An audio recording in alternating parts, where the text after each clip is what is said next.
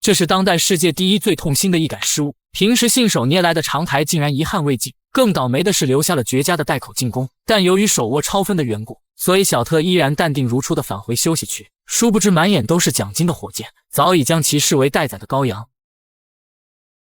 打进带口黄球成功上手，但此时小特已经超3分，所以火箭想要力挽狂澜，就必须利用斯诺克让对手罚分后再一杆清台，而母球的落点位置也刚好留下了舒服的做球机会。我们看他会如何处理。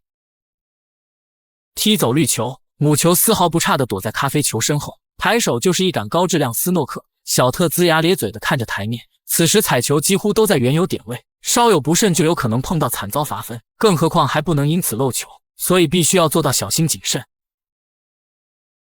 小特对此选择两库勾球去解，但由于角度不对并未如愿以偿，原有的超分优势也在此刻不复存在。母球的落点位置还给火箭留下了绝佳的上手机会，遭受重创的小特垂头丧气的转身离开。不过令他万万没想到的是，斯诺克追分只是本局高能操作的冰山一角，之后层出不穷的干法更是比比皆是。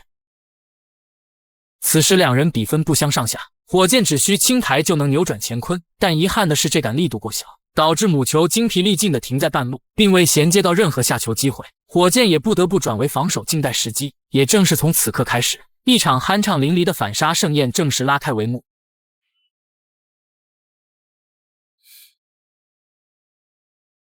没有问题，成功控制母球球贴库，没有露出任何可乘之机。毕竟两位选手都是台坛名副其实的进攻狂魔，如果稍有不慎露出微乎其微的机会，都有可能因此葬送本局。所以此时能控制母球与目标球同时贴库，无疑是最保守的选择。这是2022年斯诺克世锦赛决赛，火箭距离台皇的7冠王仅有1冠之差，更何况还有解决囊中羞涩的高额奖金，而这也是火箭不遗余力的主要原因。不过随着时间的推移，小特早已从曾经的暴躁杀马特转为了控球与准度融为一体的全能选手，所以火箭的翻盘之路依然是举步维艰。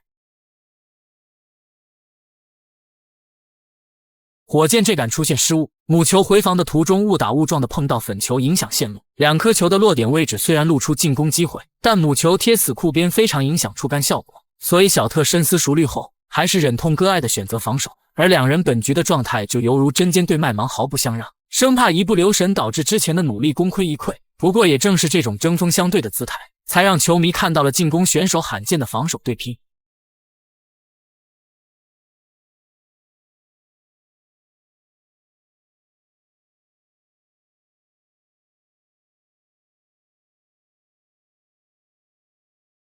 防守。小特这杆选择最为常见的左右两边分，不过这种球型虽然保守，但也会露出强拼翻带的机会。而满眼都是胜利的火箭，在这一刻进攻欲望直达顶峰，所以他不假思索决定冒险一搏。抬手就是一记毫不讲理的翻带，绿球在众目睽睽下缓缓落入低带。不过就在这普天同庆的时刻，母球也不偏不倚地摔入袋中，被罚4分。这突如其来的失误打了所有人一个措手不及，因为火箭此时即便完成清台，也只能进入真黑大战一决生死，但台面却留给了小特一杆中带进攻，是继续针锋相对，还是一鼓作气拿下本局，就看小特这杆准度如何了。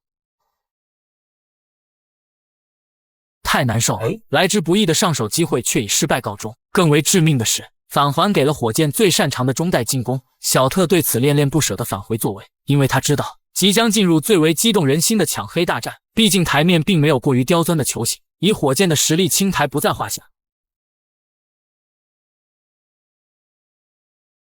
火箭这杆力度过大，导致母球多走一步，只衔接到了一杆大角度咖啡球。座位上的小特将这一切尽收眼底，仿佛看到了重新上场的曙光。不过火箭接下来的一杆彻底击溃了他最后的幻想。好球！高难度咖啡球空心落网，母球顺势衔接到篮球中带进攻。座无虚席的现场顿时响起铺天盖地的掌声，因为即将进入最为激动人心的抢黑大战。而本局从最开始谨小慎微的斯诺克追分，到中途剑拔弩张的防守阶段，再到最后轻而易举的清台环节，火箭虽然没有展现出过于炸裂的赶法，但临危不乱的大心脏，或许才是他总能反败为胜的重中之重。黑球应声落网，两人再次处于同一起跑线。众所周知，真黑大战之所以惊心动魄，正是因为考验的就不只是选手的球技水平，心态、策略、胆量才是笑到最后的重中之重。期间一念之差的失误，就有可能将胜利拱手让人，所以每一杆都必须做到三思而后行。小特猜对硬币率先开球，就当所有人都以为这是一场持久战时，火箭却上演了震惊四座的炸裂杆法。真的是滴水不乱，抬手就是一记标准的黑白两边分，并且母球落点向上封锁翻带线路。此时的球形无论是谁都会选择防守，但火箭却打出了升华本局精彩程度的点睛之笔。没机会进攻，黑球三库回弹，朝着左侧中带直奔而进，随后一脸霸气的转身而去，而小特脸上则是写满了不可思议，仿佛在说，在你面前终究还是老弟。